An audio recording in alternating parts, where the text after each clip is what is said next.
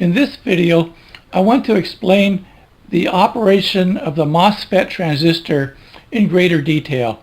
And to do this, I'm going to use an N-Channel Mosfet as an example. Now the MOSFET has a current versus voltage curve that looks something like this. There's a flat region up here, and eventually the transistor will break down.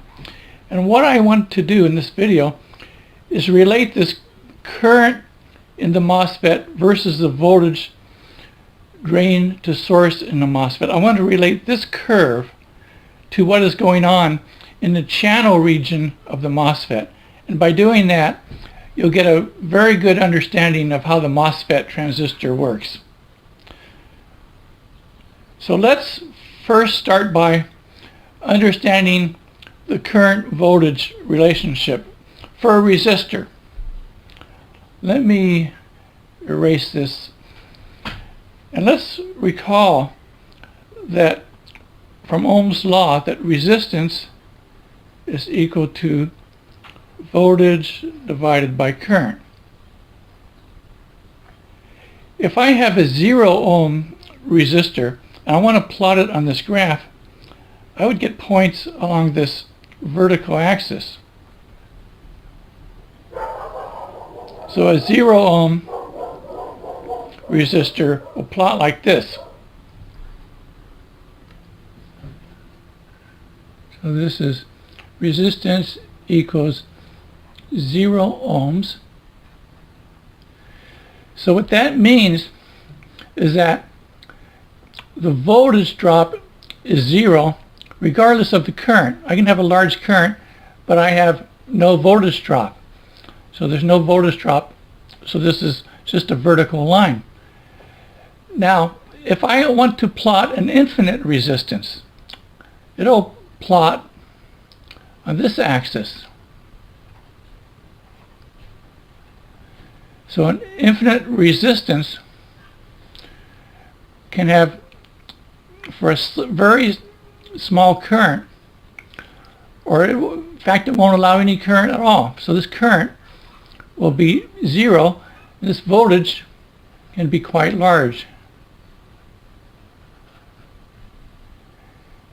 Thus I get a plot that's along this axis for the infinite resistor case.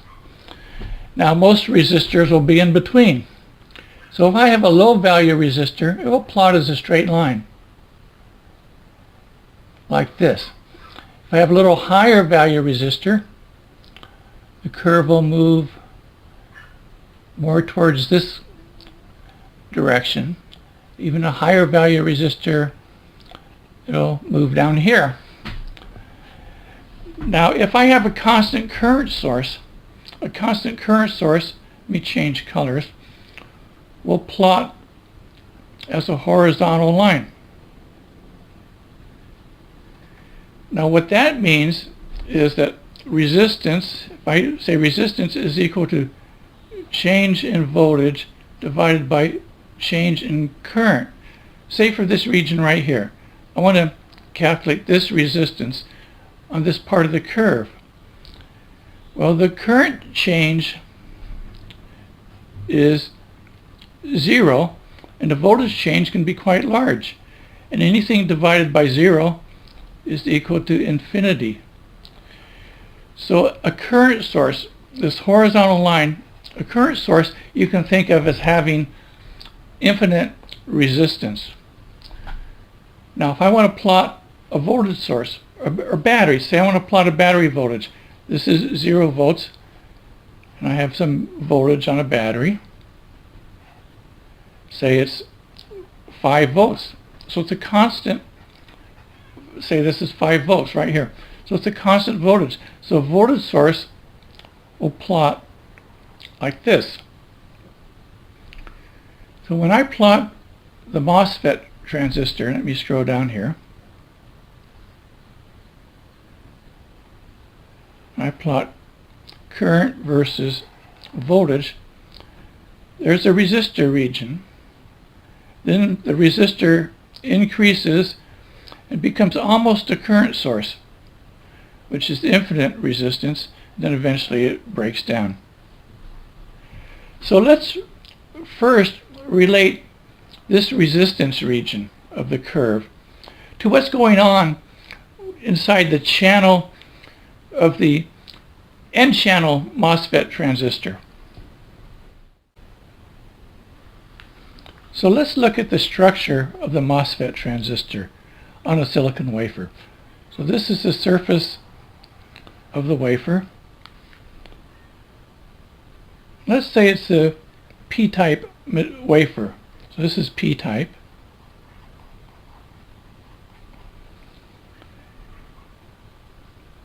And I have a gate electrode. I'll show here.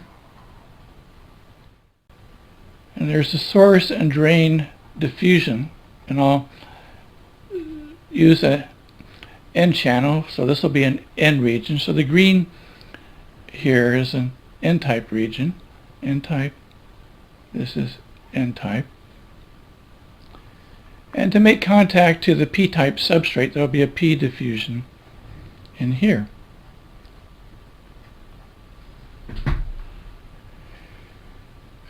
In reality, there's a third dimension, so this gate electrode extends in the other direction.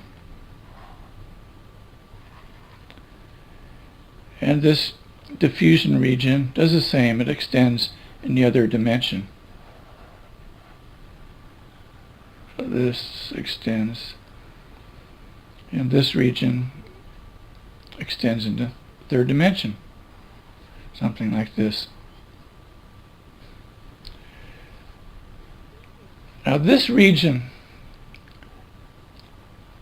under the gate electrode is a region where the channel is going to form. And we call this length, this distance here, the channel length, or L. Now the channel width is this other dimension. So this would be the width of the transistor, W. And this p diffusion region will also extend in the third dimension.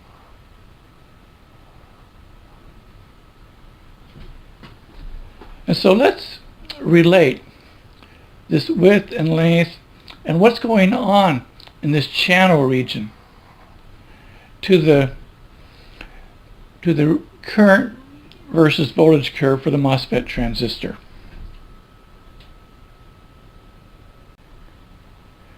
So here is an expanded view of the channel region.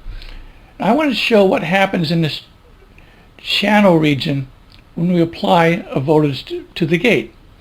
So let's say that this N diffusion region is connected to ground potential. This other N region is also connected to ground potential. And let's say that our substrate is also connected to ground potential. Now let's ask what happens when we apply a voltage to this gate. So we're going to apply a voltage that's positive at this terminal relative to this N region. And I'm going to call this voltage V gate to source, where this is the gate and this diffusion region is the source. And this can be referred to as the drain. So let's understand what happens when I apply this gate voltage. Well, we know that we're going to create an electric field beneath the gate. And we know that this P region has holes. It's predominantly, the carriers are predominantly holes. So these holes will be repelled by this electric field. They'll be pushed downwards, and electrons eventually will be attracted to this surface. And when that starts happening, there's a critical voltage that we call the threshold voltage. And I'll abbreviate that VT for V subthreshold. And when we reach V threshold, perhaps it takes 0.6 volts or 0.7 volts, we get a strong enough electric field to invert this P-type wafer at the surface into an N-type. And when that happens, we have like a bar of silicon. Let me change colors for that bar. Let me make that a green so we know that this bar of silicon is an N-type region. Now, so we form a diode, a junction diode, from this P region to this N region. And the same thing happens in this channel. We form a junction diode, this P, to the N region in the channel. We also have a junction diode here. And so there's a depletion region that extends into this P-type wafer. So I'll draw that here. So as we increase the gate voltage, we make this electric field stronger. And what we do is we shove this N region down further. And of course our depletion region extends down further. So as we apply more gate voltage, this channel region becomes thicker. It becomes lower resistance because we have a greater path for current to flow laterally in this region. Now, as we apply a very strong gate voltage, we drive this channel region down even further, and the resistance of this channel region becomes less, and this depletion region will be driven down further. So if we plot what's happening here in terms of current and voltage,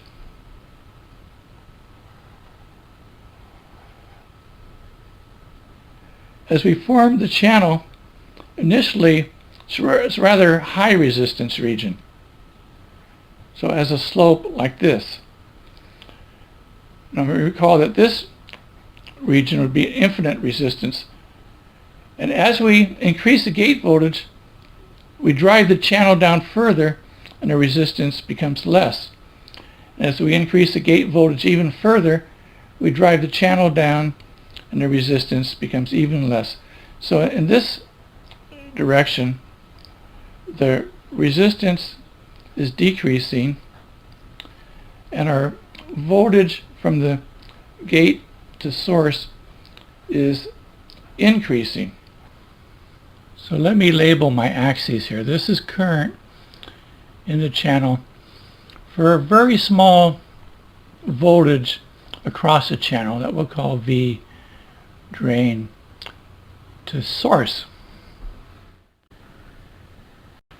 Recall in a previous video that we said that resistance was equal to the resistance of a thin sheet. We called it the sheet resistance times the number of squares, which was the length divided by the width. So if we have a sheet of material and we have current flowing into that sheet in this direction, which is the direction of the length,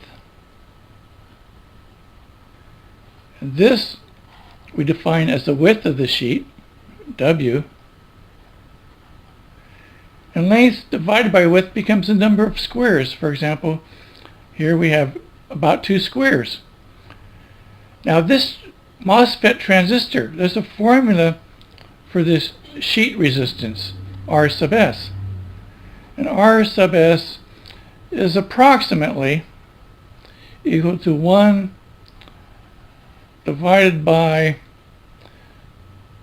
some constant. So there's a mu, which is channel mobility, times epsilon, which is the permittivity, divided by a thickness term.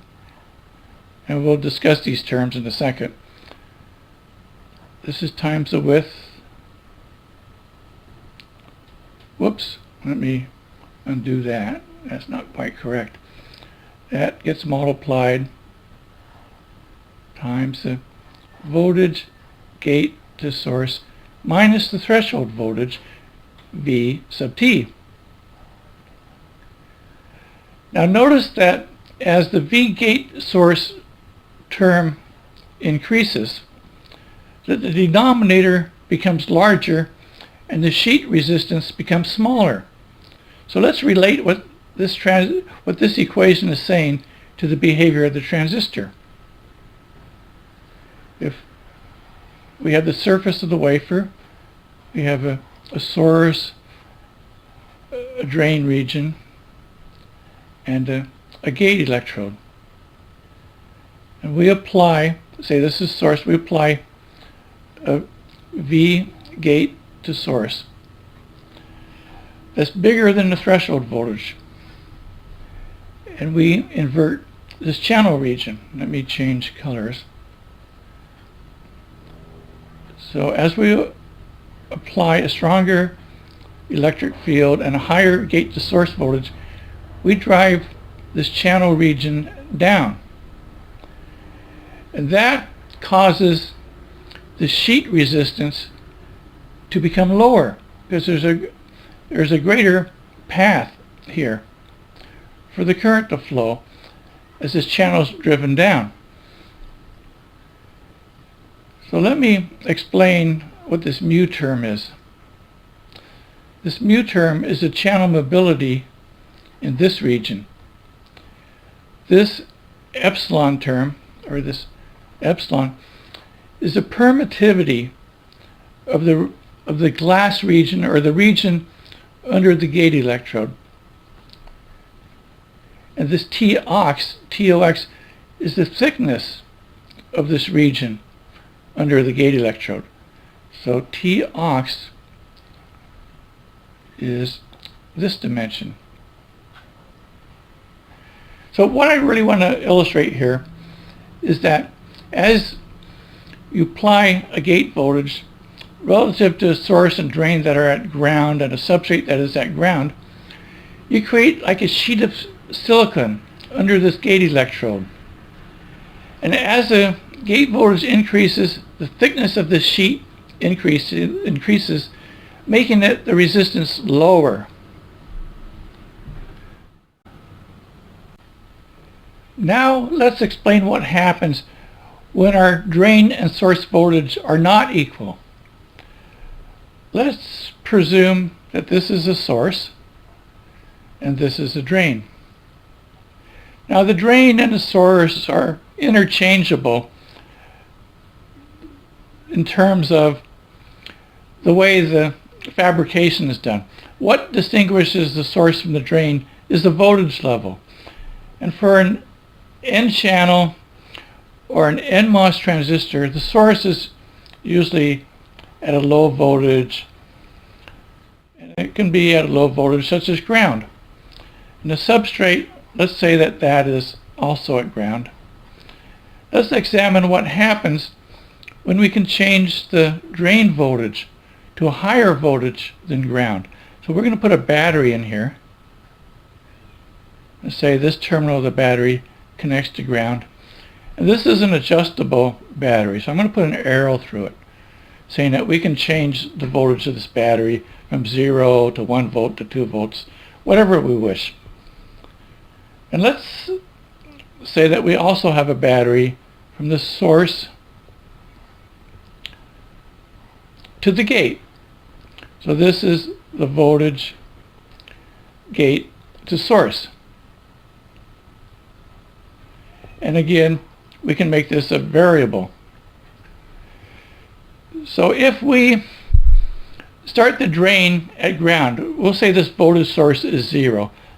So our substrate is at ground, the source is at ground, and we start increasing the gate to source voltage. And when we increase that enough, we overcome the threshold and we start forming an N-type region at the surface. And as we increase the voltage gate to source even more, we drive this channel down deeper and we form a resistor in this region. Now let's ask ourselves, what happens as we increase the drain voltage? Right now we have it set at 0 volts. But what if we set that a little higher, perhaps at 1 volt? Let me erase some of this. And let's look at what's going to happen. At this part, I have a strong electric field because this source is at ground. So my channel goes down very deep. Now, as I raise my drain voltage, the electric field here becomes weaker. And so the channel is not driven down as far. So if I plot my channel, at the source I have a deep channel, then at the drain, the channel is not as deep anymore. So on my current versus voltage curve, my resistance is increasing. So as the channel was driven down very far, it had lower resistance, but as this region is thinning down here, the resistance is increasing, and I'm diverging from this curve. I'm going a little higher resistance, so this slope changes. Now if I increase my drain voltage even more, let me erase some of this channel region. So let's increase the drain voltage even more.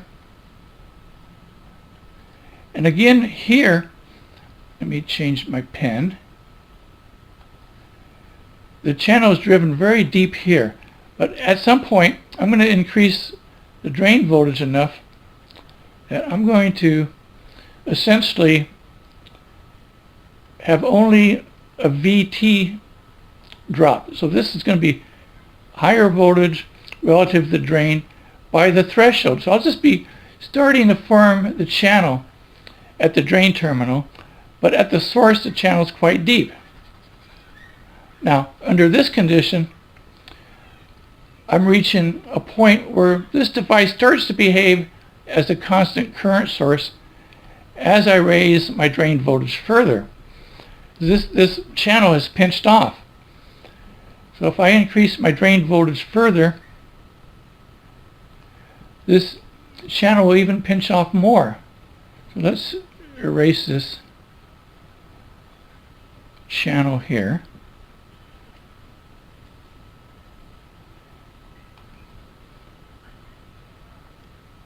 And let me change my color. So the channel can even move further this way. So my effective channel length has decreased. This will be my L effective. In this region here, let me draw the depletion region. So we have a depletion region. As this drain voltage increases, the depletion region becomes larger under the drain. And there's a very strong electric field that points in this direction, in this depletion region. What happens is these electrons are attracted to this drain region. So they just shoot across this depletion region in such a way that we have more or less a constant current source. And there is an equation that we can use to describe this part, this constant current region. Let me change colors here. And this equation is for the drain current. So the current flowing in the drain is equal to approximately the mobility times the epsilon divided by the oxide thickness. Same terms we discussed before. There's a factor of 2 in here. This is times the width of the transistor divided by the length effective, EFF, the channel length, which is this term. And that gets multiplied by the V gate to source minus the V threshold. And this term is raised to the second power. It gets squared.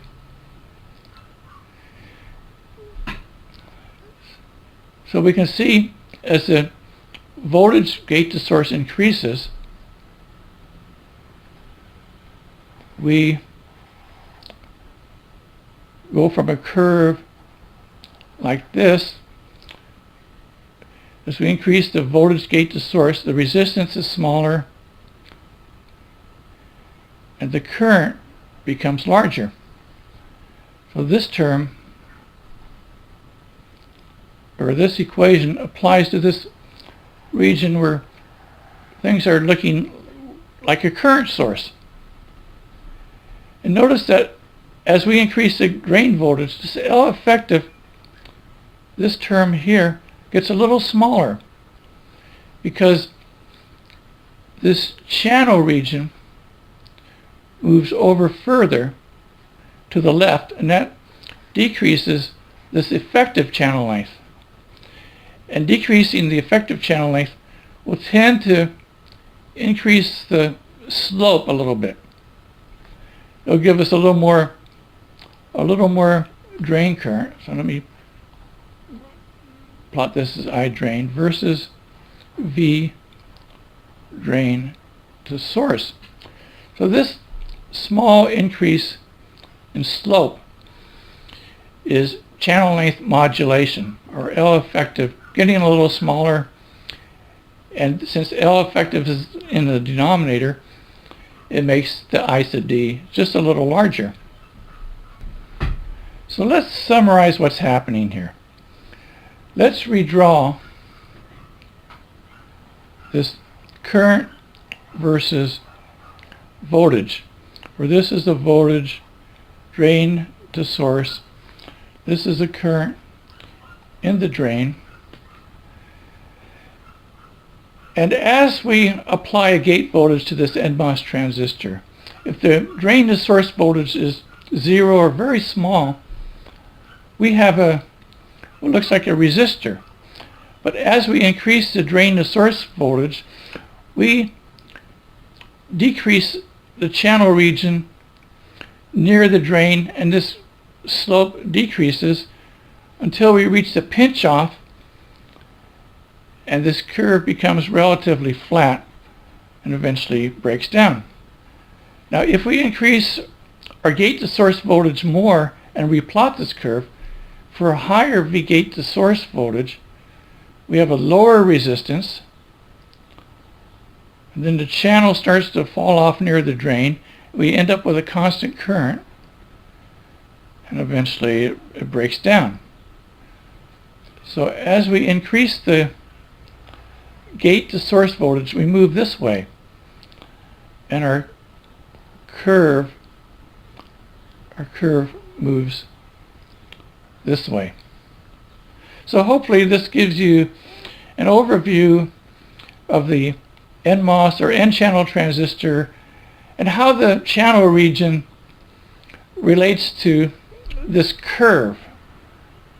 And in this part of the curve, you can think of the channel as this being a bar of silicon, where the gate electrode is up here and the source and the drain regions are here. So now in this part of the curve, the channel is more like this. It gets pinched off. And over here, the channel is deep over here and will even pinch off sooner.